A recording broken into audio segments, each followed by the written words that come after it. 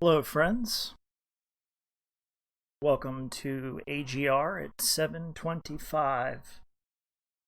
Promised one of my subscribers a live show at 7:25, and uncharacteristically, I'm on time for something. You get out of practice of being on time, well,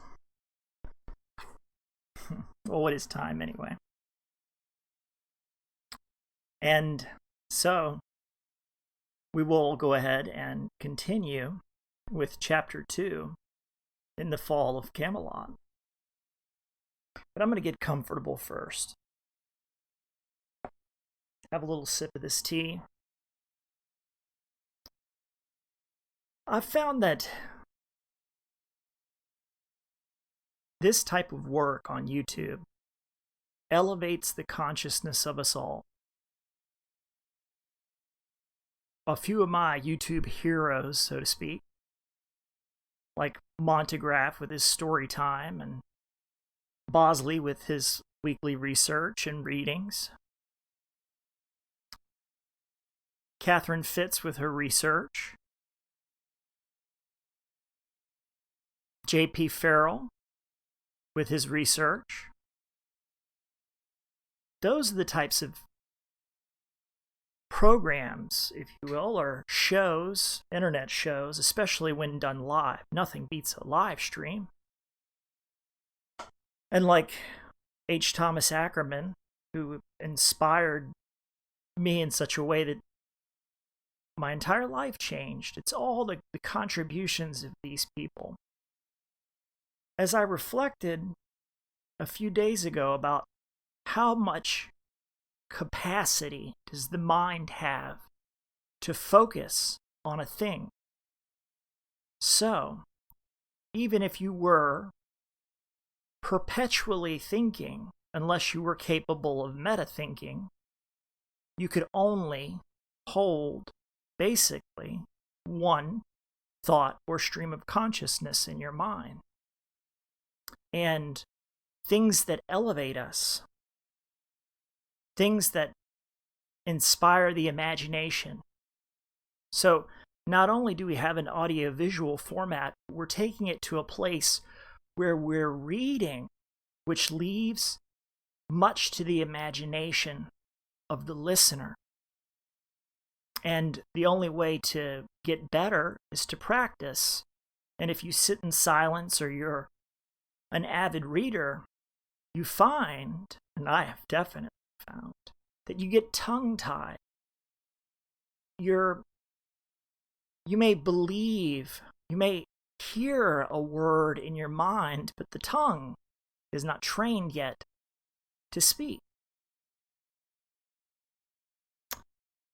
So, hopefully, instead of being drunk on Saturday night at a tavern, plotting rebellions, or focusing on whatever nonsense they put on the mainstream media to cause us to divide against one another, we can have stories, collective culture, our own writings, and reading of other people's writings, discussing with one another all the things we like to share. And don't let me leave out DJ, the dark journalist. He's great. So that's yet another YouTube show that elevates the consciousness of us all. In fact, the Tuatha De Danann will be later on when I say I'll reach the point where I'll start reading more about wizardry. But one of the best places I think to begin is, of course, with the Fall of Camelot.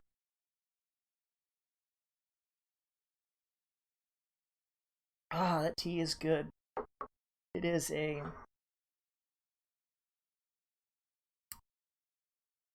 supreme matcha green, suggested to me by a friend who seemed to know already that I had it.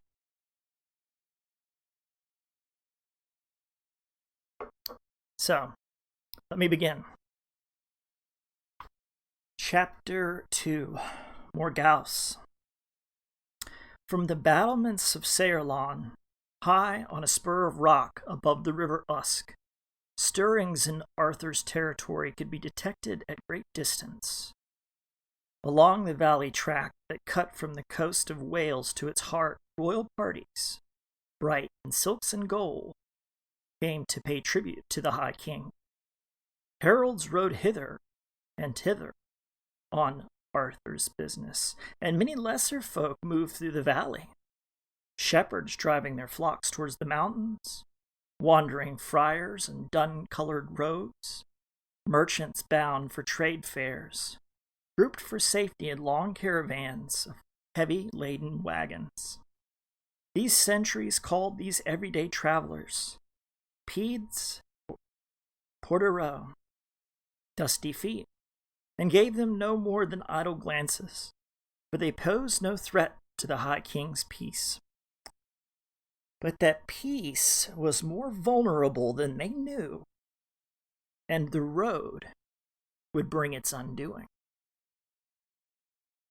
In its varied traffic, one clear August day was a woman who served the forces that determined Arthur's fate. Her party was a small one. 2 heralds preceded her, one bearing a standard blazoned with a double eagle, one carrying the white flag of truce. The woman herself rode astride a black horse. She was straight-backed and slender, and the golden circlet of royalty adorned her dark hair. Behind her, flanked by a small guard, and followed by a string of pack mules, rode 4 squires, all of them young, and one so modest in years that his mount was only a shaggy pony. The crown and the standard told the story. The woman was the Queen of Lothian and Orkney. The white flag meant either she or her husband sought Arthur's protection.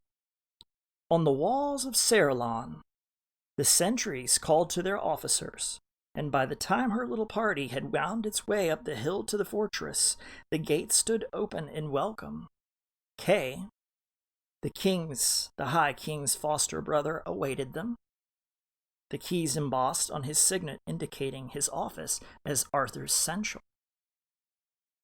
At a little distance from the gate, the Queen reined in her horse.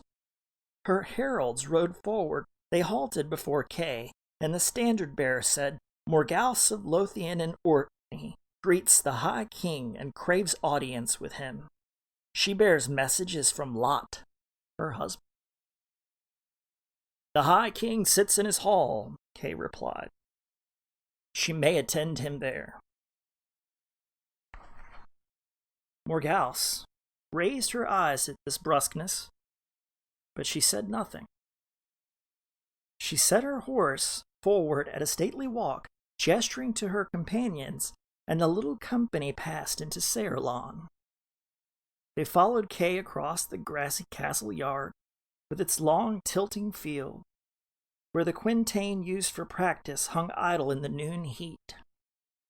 Past archery butts, past barracks and armories, past kennels and stables and mews, all of them built into the fortress's inner curtain wall. The place was busy with animals and people.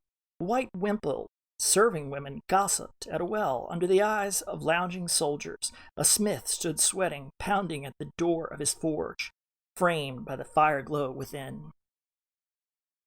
A limmerer passed with a pair of leashed hounds. Squires held horses ready for their masters. They regarded Morgause without interest. They were used to supplicants.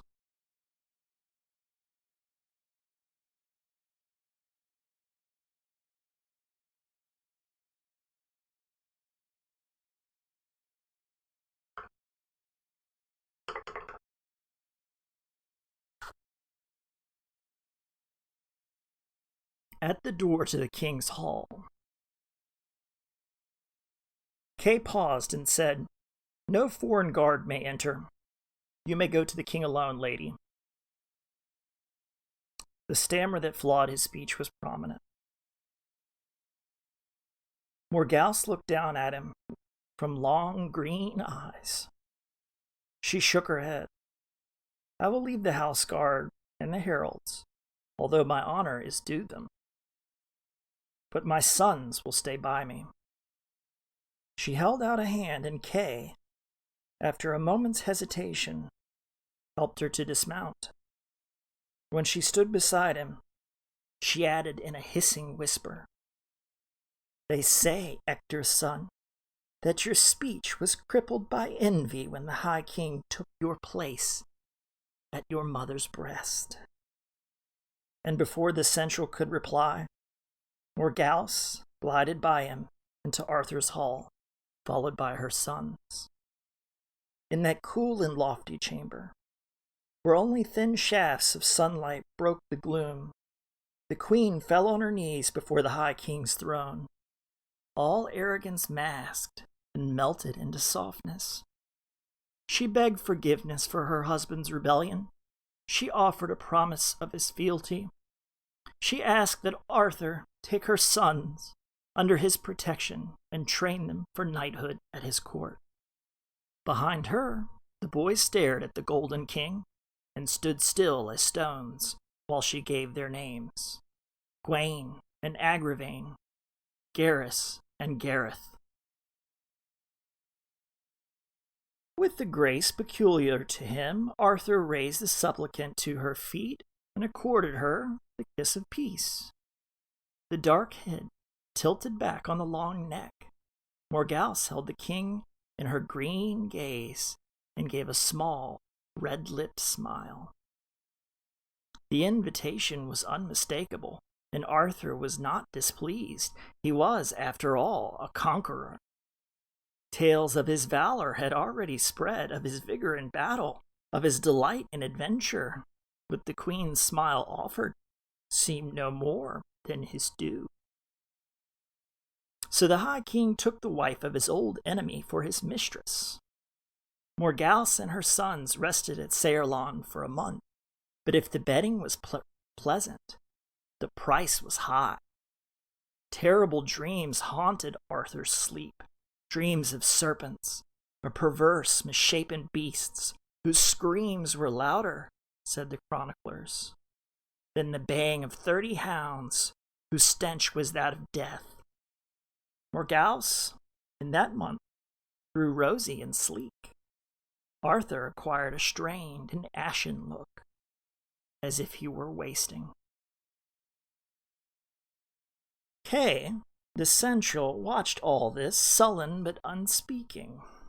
He sent messengers in search of the High King's guardian, not heralds, but huntsmen and woodsmen who knew the secret byways and retreats of Arthur's realms. Late one evening, a cool breeze arose and blew through the great hall. The torches flickered and blazed up, twisting the shadows of the company so that they danced grotesquely on the walls. Then one shadow was added to their number. It was that of the enchanter. When the breeze died, the old man stood enfleshed, a bent figure by Arthur's chair. He scanned the king's gaunt face and that of the woman who sat by him at his table. "Well, Lord," was all he said. At that moment, Morgause laid her white hand on the High King's arm. As if drugged by his passion, he rose and left the hall with her, acknowledging Merlin by no more than an absent nod. In the morning, however, he sought the enchanter's chamber. He did not mention the woman, but he asked Merlin for ease from his dreams, and freely he told them. Merlin listened, his bony hands resting on his knees, his shadowed eyes contemplating the king He remained still for some moments. Then he said, "I will tell you a tale. There once lived a princess who had some skill at magic, but not enough to give her all she wanted.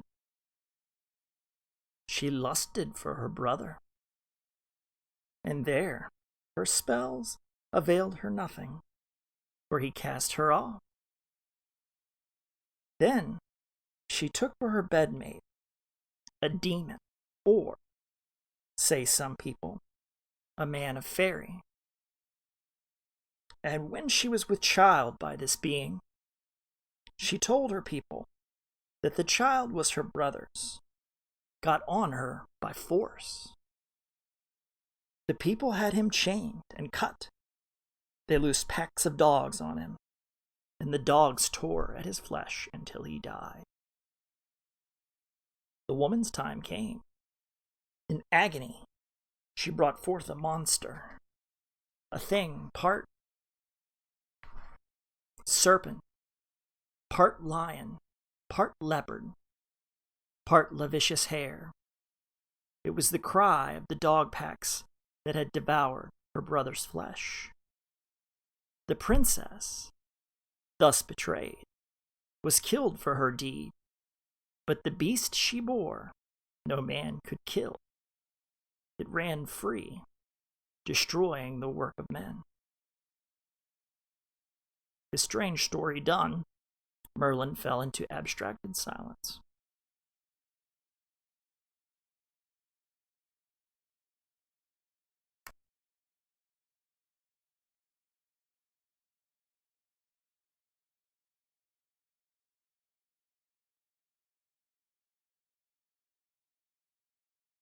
"Well then," said Arthur, "unfold the meaning of the tale." "The woman you lie with is half your sister. She is one of the 3 daughters Igraine of Cornwall bore before she became the queen of Uther Pendragon.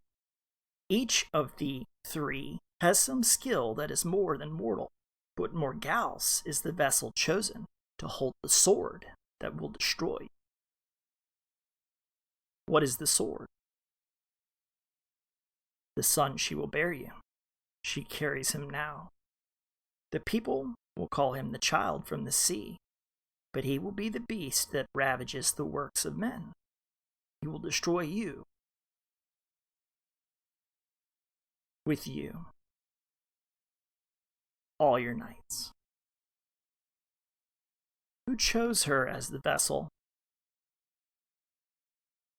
"That I cannot say.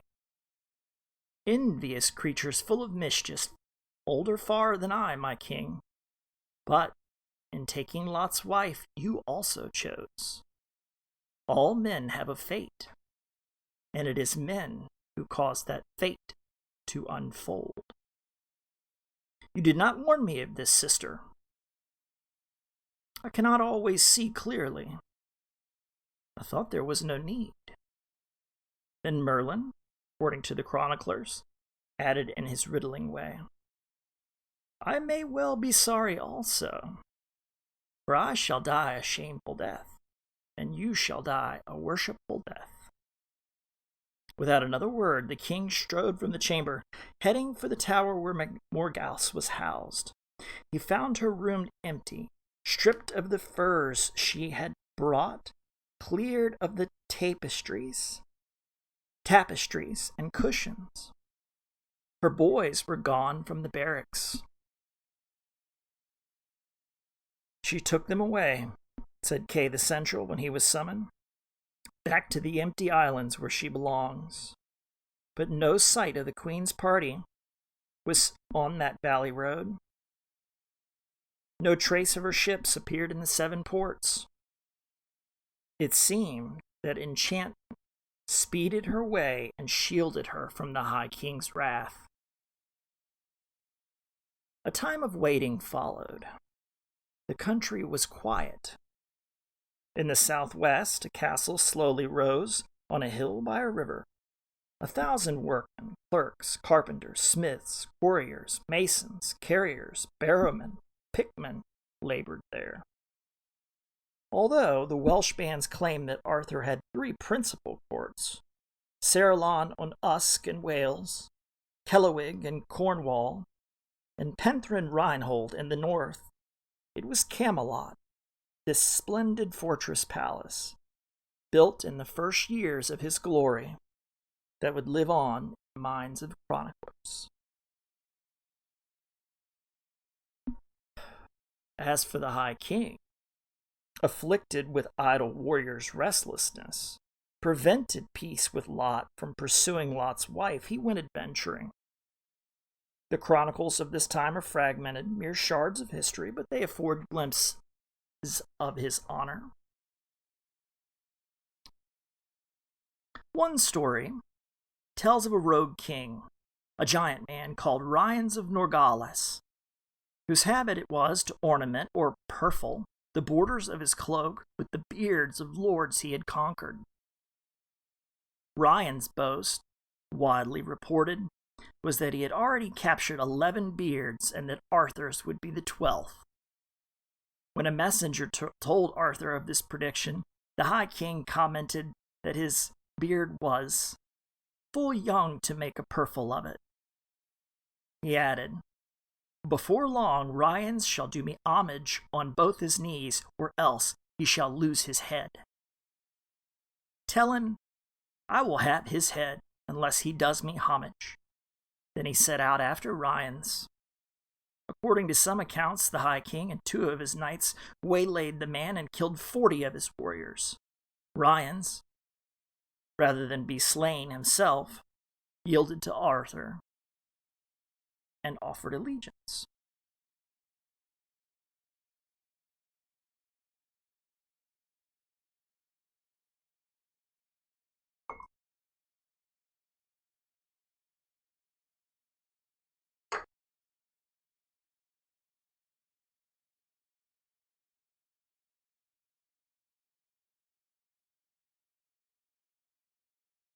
Green matcha is good.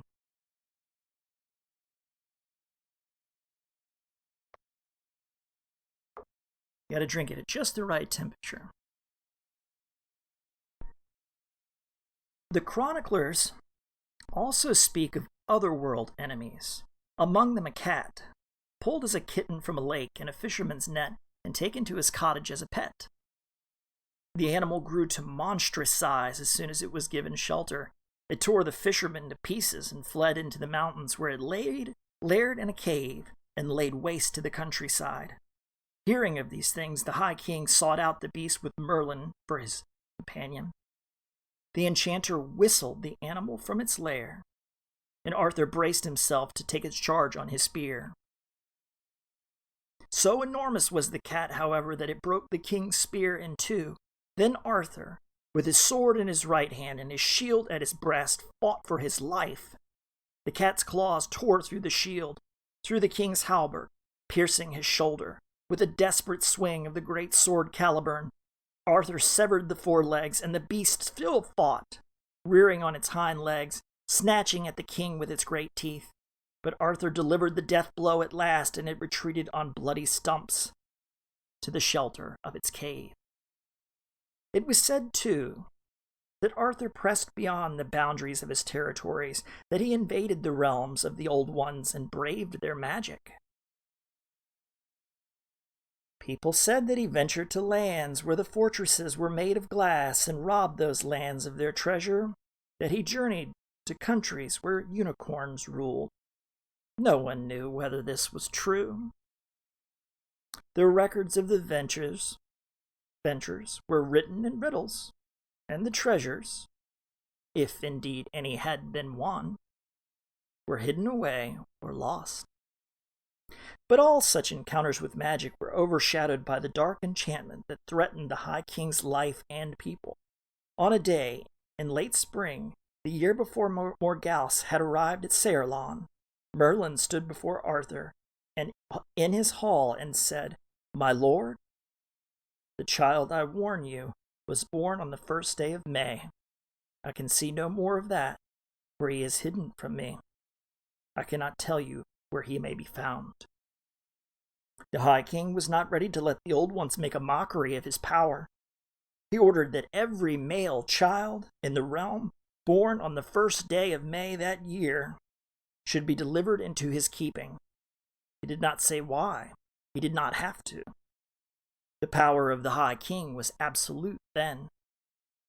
The riders of the king, bearing on their surcoats his divisive golden crowns, fanned out across Britain, hastening to every little kingdom, south to Lyonesse, or Lyonesse, and Cornwall into the Welsh lands of Gore and Sogales and Morgause, to the island realms of the west.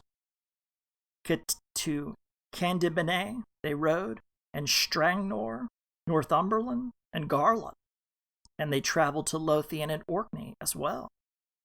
In the hamlets and villages, in the towns, on the manors great and small, in the castles of the princes, the scenes were the same. The High King's messengers would summon the people together, show his seal, and read his command. Sometimes the mothers would deliver up their infant sons readily, believing perhaps the king would give them good fortune. As for those who might disobey the command or fail to hear of it, Arthur's men were skillful questioners, and it took them little time to discover what baby boys had been born on May Day. When they learned of infants who had not been offered freely, they took them. In the night they strode into reed huts, into cottages of wattle and daub, into the small stone houses of the poorly wooded north, where even the sleeping benches were made of stone. They knocked aside angry parents and lifted the children from their wooden cradles or pallets of straw. The babies were already bundled up, whether in bleached linens or in silk or in the coarse rags of the poor. People swaddled their infants tightly in those days to keep their limbs straight.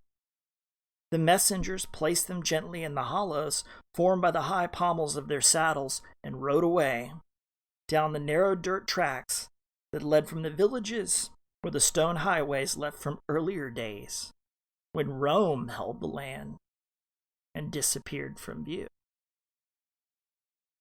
At Caerleon, Merlin said to Arthur at last, "The son you made has been found among these you have gathered. He was put to a nurse at a farm on an out island. I can tell you no more than that. My sight does not show me which of the children is he."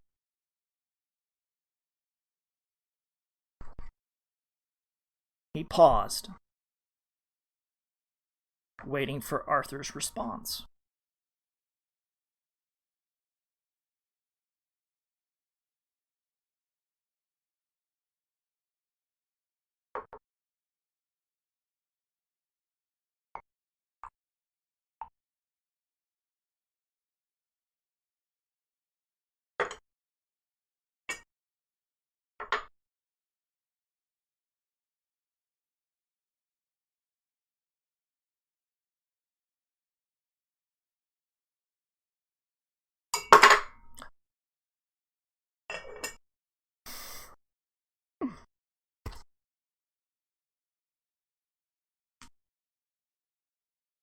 When the king remained silent, he said, "Shall we then complete this work?" The High King nodded. Lords and knights, farmers and fishermen, beggars and thieves, none of them knew where their infant sons had gone, and nothing was said to them. But after some months, whispers spread through the countryside, and they gave an ugly picture. They told of a stormy night when Arthur's soldiers carried the May babies to a seashore none could identify. They told how the children had been stripped of their swaddling and naked, laid in a hide-covered ship. Its sail was set, and the ship was pushed off the shingle into the angry sea. As it sped wildly away from the shore, the soldiers turned and rowed off. One watcher remained, however, a white-bearded man who stood by the water's edge, his robes rising like wings around him until the wailing of the infants was lost in the storm, and the ship disappeared in the sea spume. It was Merlin who did the deed, the whisperer said, but Arthur who commanded that the deed be done. But at Caerleon, after the whispers had spread, Merlin stared one autumn night into the hearth fire and said suddenly, "The child lives, Lord. The sea gave it back. It thrives in some peasant's cottage, but where, not say." Arthur's reply was strained and weary. "How can you tell? I saw him for a moment in the flame. I heard his cry in the wind at the door." "Those deaths are on my soul," said the High King, "and for nothing." Merlin shrugged. "How many perish? Fewer than die in a siege or a sack? Fewer than would have starved. Fewer than the wasting sickness would have taken. Your race is a frail one." This was the old enchanter's only comment to the slaughter of innocents, but its meaning was clear enough to those who knew that age. That Arthur was king had been shown by a sign from the gods, and something of divinity clung to his person. In him resided the safety of the kingdom. He was the sword that defended it. And the font of its health, some believed that the very fertility of the land depended on his vigor. A threat to the king was therefore a threat to the entire realm. For if the king fell, strife and war, disease and famine would surely follow, destroying the fragile order that humankind imposed upon the world. It was clear enough to Merlin from the circumstances of the child's conception and from the way its whereabouts were shielded from his vision that the old ones were at work clawing at the foundation of Arthur's power. In Merlin's terms, any weapon that could be used against them was justified, no matter how terrible that weapon might be. The chroniclers, understandably, had little to say about the wicked deed. They simply recorded it, without comment, and passed on to other matters. No account of theirs, for instance, records the lament of common folk to the slaughter of their offspring. The commoners always suffered. The reaction of the nobility of England was another matter, and this the chroniclers did record. One of the children Arthur had taken away under the protection of Lot of Lothian and Orkney accorded the honor due Lot's sons. By the date of that child's birth, Lot knew that the child was not his. It had been conceived at Caerleon, and he suspected, or knew who the father was, which gave him real cause for anger. But he was willing to claim the son as his own, rather than repudiate his wife. And the child's disappearance gave him excuse for rebellion against his old enemy who had dishonored him. He had abundant allies. Some, indeed, were even then readying a blow against the High King. Ryans of Morgause, wroth out of mind, the chroniclers said, was massing a host along the northern marshes of Arthur's Welsh territories to avenge the deaths of the children. His brother Nero marched beside him. Lot called 9 other allies to the rebellion. The Duke of Candemone, Brandegore of Strangnor, Clariance of Northumberland, the king with 100 knights whose land no one could name, Idris of Cornwall, Anguishy of Ireland, King Cardelmans, the king of Carados, the king of Scotland. The forces assembled and moved southwest toward the marches, sending heralds ahead to Ryan's armies.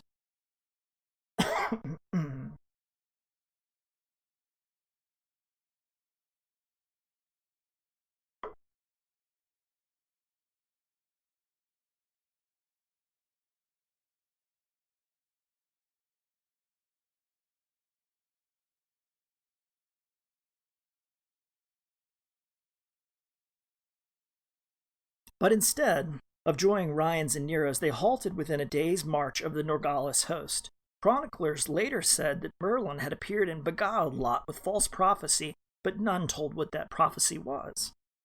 After a day had passed, however, a messenger arrived, bloodied and exhausted. He slid from his horse and gave his report to Lot. Ryan's and Nero had been slain by Arthur's army, and all their warriors killed. Alas, Lot replied, had we been together, no host under heaven would have been able to match us. Nevertheless, he signaled his companions. With his son Gawain riding as squire by his side, he led the armies of the north toward the field where Arthur waited. On a great plain embraced by bare mountains, the armies met. At the dawn of that day, rain had fallen. Now the field lay dull and brown under a weak winter sun, muddy with the blood of battle, overhung by wheeling ravens. Along the northern edge of the plain, under the double eagle of Orkney, stretched the long line of rebel forces, their lances upright, their great horses shifting restlessly, held in iron check while the warriors waited. Far across the field, in a similar array, the helmets of Arthur's chevaliers gleamed. In the center of a line, a beacon for his people, floated the gold-crowned standard of the High King. The rebel banners dipped and rose, the lines of knights trembled and began to move.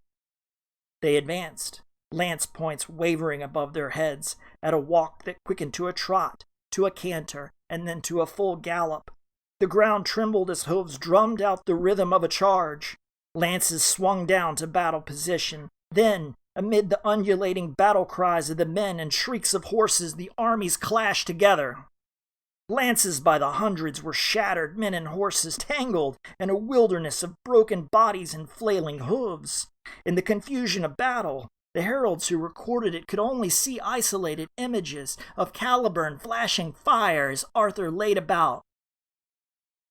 Of the brothers, Balin and Balin, knights of Arthur, whose heralds said fought so fiercely that none could tell whether they had been sent from angels, as angels from heaven, or as devils from hell. And the heralds spoke always of Lot, the cornered bear, ferocious and unflinching, rallying his men to the double eagle again and yet again. Alas, said the chroniclers, he could not endure, which was a great pity.